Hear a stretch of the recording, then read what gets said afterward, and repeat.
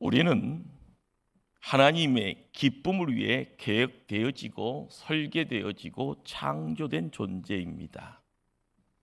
하나님의 눈길이 자주 가는 사람, 늘 하나님을 미소 짓게 하는 사람, 하나님을 행복하게 해드리는 사람, 하나님의 친구가 되고 하나님의 기쁨이 되는 사람이 되어야 합니다.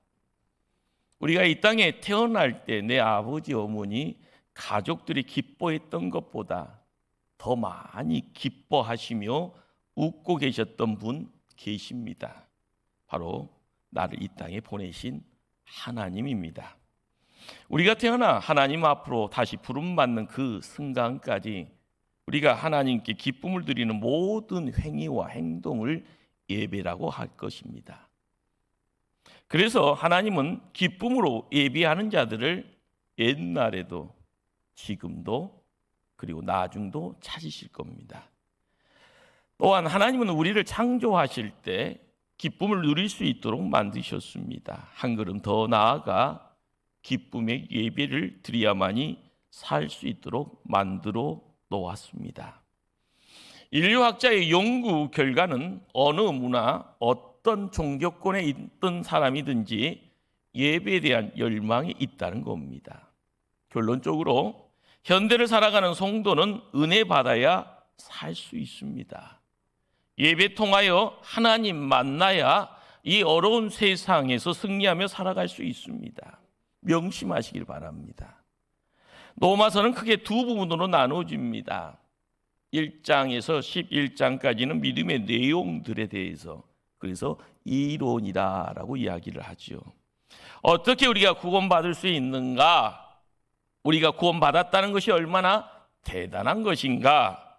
하나님의 자녀가 되었다는 것이 얼마나 또한 영광스러운 것인가? 이런 것들을 기록합니다. 12장부터 마지막 16장까지는 어떻게 보면 실천편이라고 할 수 있습니다. 예수 믿는 성도는 어떻게 살아가야 될 것인가? 구원받은 하나님의 사람들 이 땅에 사는 이유가 무엇인가? 이러한 부분들을 세세하게 보여줍니다. 그런데 오늘 본문 시작하는 한 단어가 폭 재미있습니다. 그러므로라는 접속사로 시작합니다. 접속사라는 것은요, 앞부분 뒷부분을 연결하는 고리가 됩니다. 이론과 실천을요, 그러므로라는 한 단어로 연결하고 있습니다. 무슨 말일까요? 구원받은 것이 얼마나 대단한 것 알겠냐? 그러니 이제 구원받은 성도가 제대로 살아야지, 이렇게 강하게 말씀하고 있는 겁니다.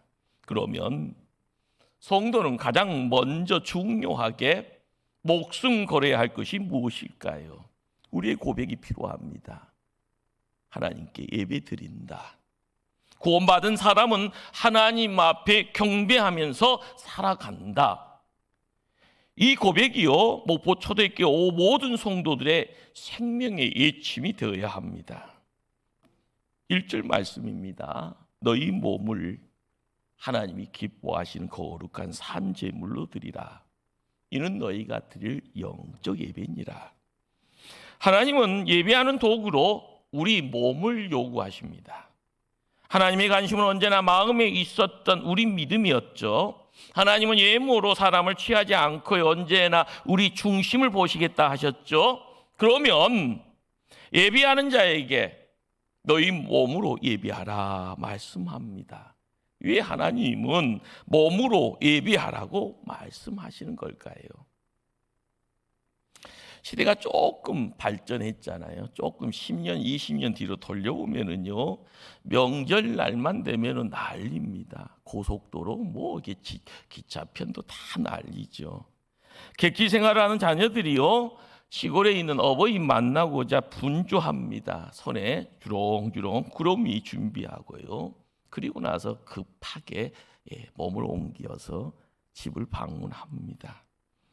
부모들은요, 선물 보따리에 관심 두지 않습니다. 어버이 시야는 어디로? 자녀들의 얼굴을 먼저 살핍니다. 객지 생활 힘들지 않았는가? 병들지 않았는가? 자녀들의 얼굴 살피는 것이 바로 어버이의 마음입니다. 이런 어버이의 마음처럼 성도들이 하나님 집을 찾아올 때 하나님 뭘 보십니까? 우리의 얼굴을 살펴보십니다. 때문에 하나님 집에 올 때 우리의 얼굴이 기쁨으로 가득해야 합니다. 거기에 예배자의 얼굴이 있습니다. 손을 들고 기도하고 찬송하는 예배자의 손이 있습니다. 손뼉치고 온몸으로 찬양할 때 우리의 몸이 뭐가 되어집니까? 제물이 되어집니다. 예배 때마다 성령의 임재와 기름 부음을 열망합니다. 우리의 몸이 자동적으로 하나님 앞에 들려지는 것이다라는 거죠. 자동으로 예배가 되어집니다. 로마서 6장은요, 사도 바울이 우리의 몸이 사단의 도구로 전락할 수도 있고 하나님이 붙들어 주시면 의의 병기가 될 수 있다라는 사실을 주지시킵니다. 결혼한 성인들은요, 쉽게 이런 생각할 수 있죠. 부엌에서 아내가 칼 들고 있어도 조금도 두렵지 않습니다. 단지 기대하지. 조금 있으면 맛난 음식 나올 거야. 그런데요, 그 칼을 강도가 집안에 들어와서요, 그 칼을 들고 위협을 하고 있다면 정말 소름 끼치는 일이 됩니다. 우리 몸을 사단이 붙들면은요, 사단의 도구 됩니다. 그러나 성령님이 나를 붙들어 주시면 우리는 의의 병기가 됩니다. 하나님은 우리의 몸이 예배의 도구 되어지기를 간절히 원하십니다. 예수를 믿는 성도는 어떻게 살아야 하고 성도들의 삶의 중심에는 무엇이 있어야 합니까? 참으로 어려운 질문입니다. 그리고 대답이 문제고요. 성도가 하나님의 복을 받는 존귀자가 되어지는 가장 중요한 비밀이 여기 있습니다. 우리의 삶의 중심축에 예배가 있어야 합니다. 바로 하나님의 백성은 예배자로 살아가야 합니다. 우리의 삶의 중심축이 예배가 되어질 때 우리 하나님 우리를 기뻐하십니다. 이스라엘 백성들이 애굽에서요 구원을 받았습니다. 그리고 광야길을 여행합니다. 이 모습은요 구원받은 이 시대의 성도들이 광야 같은 인생길 살아가는 우리의 삶의 모형이기도 합니다. 그들의 시작은 미약하죠. 나중은 창대하게 됩니다. 숨겨지는 비밀이 무엇일까요? 법궤가 출발합니다. 온 백성들이 함께 출발합니다. 법궤가 머뭅니다. 온 백성들 함께 그 주변에 머물게 됩니다. 동서남북 각각 세 지파씩 법궤 중심으로 텐트를 칩니다. 이 시대의 성도들 앞에 법궤가 있어야 합니다. 구원받은 성도 앞에 언제나 우선순위 예배가 1번이 되어야 합니다. 성막 중심이다. 법궤 중심이다. 믿음의 공동체를 지칭합니다. 예배 중심이 되어지는 그 자리에 우리가 이 땅에 존재하는 첫 번째 목적과 이유가 되어진다는 사실. 하나님과 아름다운 관계. 그 관계를 통해서 하나님이 우리 아버지가 됩니다.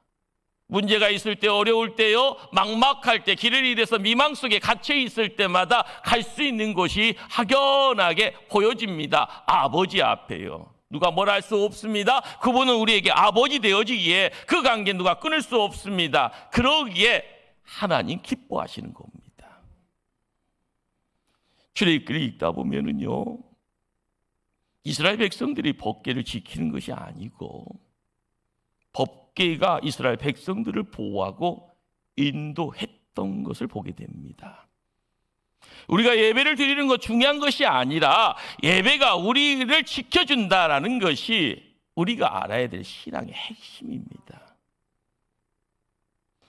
예배가 험한 세상 영적인 전쟁터에서 승리할 수 있도록요 능력 주신다는 사실. 예배를 통하여 하나님의 은혜와 사랑과 능력을 받습니다. 받아야 하고요. 예배를 통하여 하나님께서 우리와 함께 계심을 확인합니다. 예배는요 우리의 선택이 아닙니다. 구원받은 성도의 삶의 본질이 된다라는 사실. 예배를 통하여 어떤 문제를 해결하고 이 땅에 어떤 복을 받는 것보다 더 중요한 것은요, 더더욱 중요한 것은 예배를 통해 우리는 하나님을 알아가는 것, 하나님을 얻는 겁니다. 인간이 예배를 통하여서요, 못난 인생이 조금 나아집니다. 참 인간이 됩니다. 진짜 인간이 되는 겁니다. 신앙생활의 가장 중요한 본질은요, 내가 기쁨으로 하나님께 나아갑니다. 그 기쁨을 하나님 받으십니다. 그 받으신 하나님이 우리에게 복 주시는 겁니다. 그렇습니다. 예배는 우리에게 생명을 공급해주는 생명선입니다. 예배는 나무의 뿌리요, 시계의 태엽이요, 배터리입니다. 예배를 떠나면 생명줄이 막혀서 결국 실패하는 인생이 됩니다. 영적으로 살아있는 예배, 하나님의 임재가 있는 예배를 드리지 못하는 사람, 날마다 영혼이 시들어갑니다. 은혜를 체험하지 못하는 사람은 다 죽어가는 꽃처럼 금방 시들어갑니다. 그리고 쓰레기통, 인생 되어져 폐기 처분되어집니다. 삶이 흐트러져 버린 것이죠. 그러나 힘을 다하여 예배드립니다. 하나님의 임재를 사모합니다. 세상살의 인생의 무거운 짐과 사람들 때문에 만나게 되는 아픈 상처 때문에 힘겹게 살아가며 예배장에 나와서 예수 그리스도의 보혈로서 회복을 경험합니다. 거기에 살 길이 있었다는 거죠. 어느 편이 우리가 서야 될 자리입니까? 어느 편에 있어야지 내 영혼이 살아납니까? 세상의 소리에 헌혹되는 것이 아니라 하늘의 소리를 들어야 합니다. 주변에서 그런 소리 잘하죠. 예배 잘 드려라. 무심코 하는 소리 아닙니다. 이 말씀이 있는 성경 보절이, 이 본문이 얼마나 강력한 단어를 쓰고 있는지 우리가 알아야 합니다. 1절의 전반부입니다. 형제들아, 내가 하나님의 모든 자비하심으로 너희를 고나노니. 여기 고나노니라는 이 단어를요, 영어 사전, 슬랭 사전이라고 조금 이제 사투리 주변 어떤 언어 속에 쓰는 단어 속에서는요, 용법이 팔을 비틀어서라라는 그런 용법이 또 기록되어 있습니다. 무슨 어떤 의도가 있을까요? 여기 하나님의 자비의 마음이 있는 겁니다. 우리가 예배를 게으르 하고요, 예배로부터 멀어져 있을 때 편하죠. 코로나 3년이 우리를 너무 편하게 만들어 놨습니다. 반대로요, 이야기하면 우리가 너무 무너져 있습니다. 발을 비틀어서라도요, 예배의 자리에 세움받아야 되고요, 대면 예배의 자리에서 하나님의 임재를요 경험해야 되고요, 하나님의 기름 부음을 통하여서 우리가 성령 충만으로서의 삶의 자리를 지키는 하나님 일꾼 되어야 하는 겁니다. 바로 거기에 하나님의 자비의 마음입니다. 이만큼 하나님 우리와의 만남, 하나님은 우리와의 관계를요 진짜로 원하십니다. 왜 그럴까요? 예배 안에 풍성한 은혜가 있습니다. 예배를 통하여 하나님과의 바른 관계로 들어갈 수 있습니다. 예배를 통하여 내 삶이 거룩의 삶으로 바뀌어집니다. 그렇습니다. 예배 안에 모든 것 있습니다. 예배를 통하여 은혜 받지 못하면은요, 그렇죠, 은혜 받아야죠.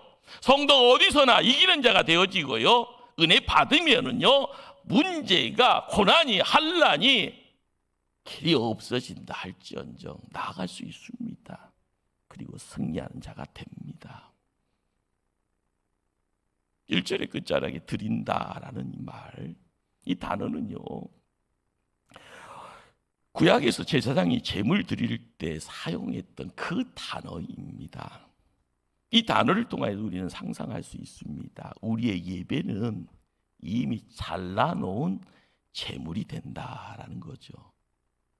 우리가 예배하는 이 시간, 이미 하나님 앞에 예배하기로 잘라놓은 시간입니다.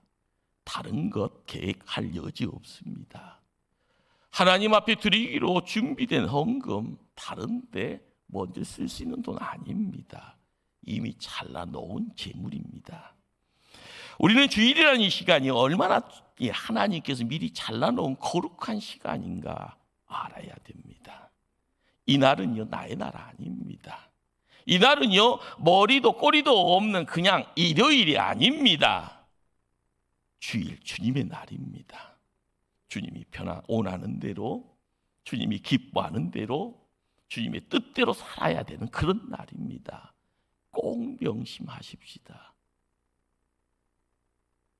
주일은요, 갈라지는 날입니다. 예배 드리러 가는 사람, 세상에 남는 사람들이 갈라집니다. 더더욱 영안이 열려진 성도만이 보게 될 겁니다. 주님이 재림하실 때 영원한 천국으로 갈 사람들과 영원한 멸망으로 갈 사람들이 갈라지는 날, 주의 날입니다. 문득 내 생명이 다 끝나는 날, 내 육신이 영원한 천국으로 나아갈 때 바로 그날도 주일이 될 겁니다. 산제물로 드리라. 또 다른 의미는요, 최상의 상태, 최상의 조건으로 주님 앞에 예배 드리라라는 겁니다. 주님 앞에 내 몸, 내 마음, 내 영혼을 최상의 상태로 드린다라는 것 중요합니다. 바쁘다라는 그 상황 속에서 그냥 그대로 주님 앞에 달라오기보다는 한 주간을 준비하면서 마음을요, 우리의 생각을요, 주님과 함께하는 가운데 주일날 아침에요, 정결 때문에 몸을 단정하게, 그리고 주님 앞에 예배 드릴 때에 그러한 올곧게 되어져 있는 그 모습들 하나님 함께 기뻐하실 겁니다. 혹시 병든 몸 가지고 주님 앞에 나오셨습니까? 혹시 사업에 실패해서요, 주님밖에 찾아올 분이 없어서 이 자리에 있는 분 계십니까? 내가 못나서 친구도 박대하고요, 가족도 나를 멸시하여 주님밖에 없어서 나오신 분 계십니까? 성경은 말씀합니다. 사랑하는 자여, 내 영혼이 잘된 같이 범사가 잘되고 강건하기를 내가 간구하노라. 하나님의 음성입니다. 나이 들어 의지할 곳 없어서 주님 앞에 나왔습니까? 갈 곳 없어 이제는 천국 꾸려 달려오셨습니까? 잘 나오셨습니다. 우리의 이름이 하나님의 생명록에 기록되어져서 이 땅에서 힘다하여 하나님 나라 경험하고 때가 되어지면 질병도 늙음도 이별도 공포도 불안도 없는 영원한 천국으로 인도하실 것을 믿으시길 바랍니다. 내가 예배하는 이 시간 얼마나 중요합니까? 성경은 여러 사례들을 우리에게 보여줍니다. 가인은 하나님 앞에 예배를 드립니다. 그 제물을요, 하나님 받지 않습니다. 예배가 연락되지 않은 겁니다. 제물만 버림받은 것이 아니다. 가인 본인도 버림받습니다. 예배에서 내가 버림받는다는 것이요, 얼마나 무섭고 얼마나 비참하신 것을 알아야 합니다. 동생 아벨은 하나님 앞에 제물 드립니다. 제물이 연락됩니다. 우리는 알아야죠. 거기서 꿈꿀 수 있는 내용들, 인간의 생각보다 더 너머의 세상으로서 하나님께서는요, 뭔가를 쭉 함께 올려가기에 우리가 예배드리는 이 자리를 통하여 나의 후손들이 천대 만대까지 하나님의 복의 자리 지킨다라는 사실입니다. 이 시간 예배 드릴 때마다 찬송이 우리의 신앙의 고백이 되어야 합니다. 하나님 앞에 기도할 때 내 기도가 하나님 앞에 연락되어지는 그 자리에 우리의 간격이 있어야 합니다. 하나님 앞에 예물 봉헌하는 그 순간, 하나님 내 예물 받으시는구나, 내 안에 샘솟는 기쁨이 함께해야 합니다. 말씀 들을 때마다 저 말씀은 내게 주시는 축복의 말씀이구나, 이 말씀 붙잡고 내가 천국 가는데 담대할 수 있는 거구나, 세상의 어려움과 고난과 환난의 문제가 있을 때마다 나를 지키시는 분이 하나님이시구나. 우리가 온전히 맡길 때 우리의 삶이 연락됩니다. 하나님 받으시고요, 하나님 지키시고요, 하나님 복 주실 걸 믿으시길 바랍니다.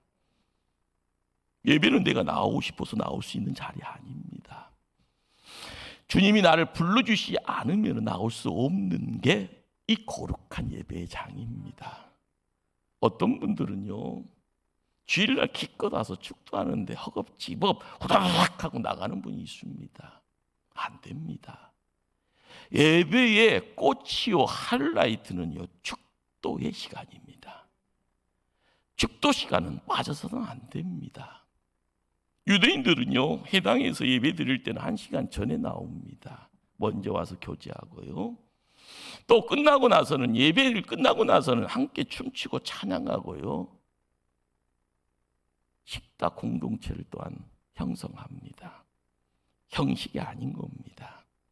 하나님 관계도 중요하고요. 믿음의 동역자들, 성도들과의 관계도 중요합니다.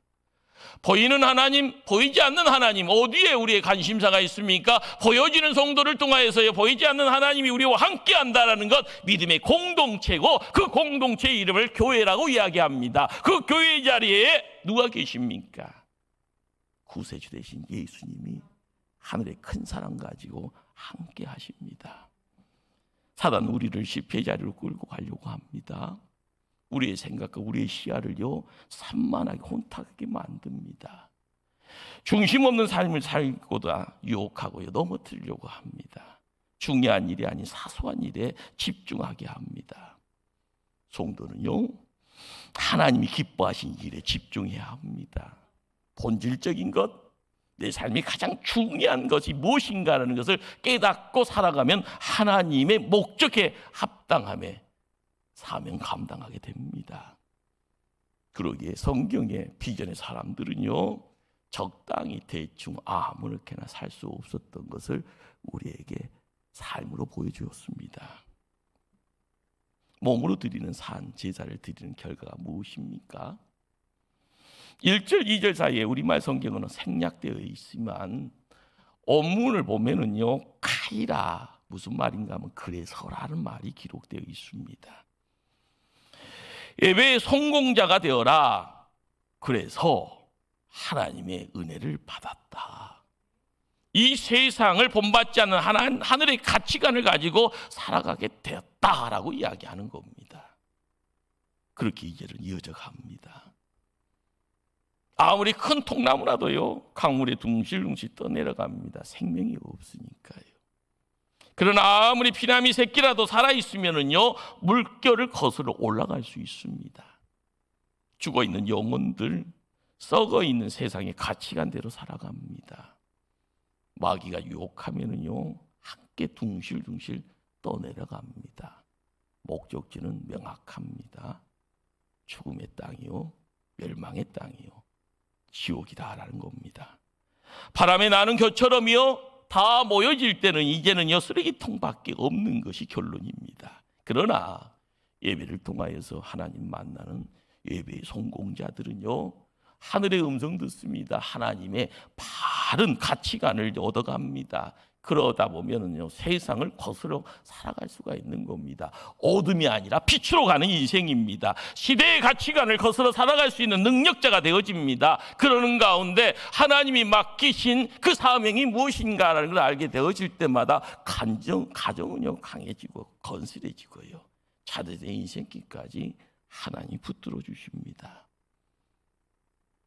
피타고라스는요, 이런 말을 하죠. 인간은 만물의 척도다.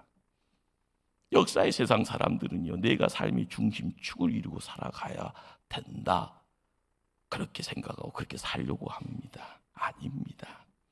하나님이 중심축이 되어야 합니다. 예배 중심이 뭘까요? 하나님 만나라는 소리입니다. 예배 속에서의 승리의 자리를 지킨다는 것은요, 그분이 나를 통하여서 내 삶의 자리에 중심되어 내 마음이 찾아와 왕이 되어질 때 이루어지는 세상입니다. 삶의 중심축이 달라져 있다는 것을요, 나중에 깨닫게 되어집니다. 예배 가운데 주시는 복의 결과가 그겁니다. 우리는 예배를 통하여 하나님을 만납니다.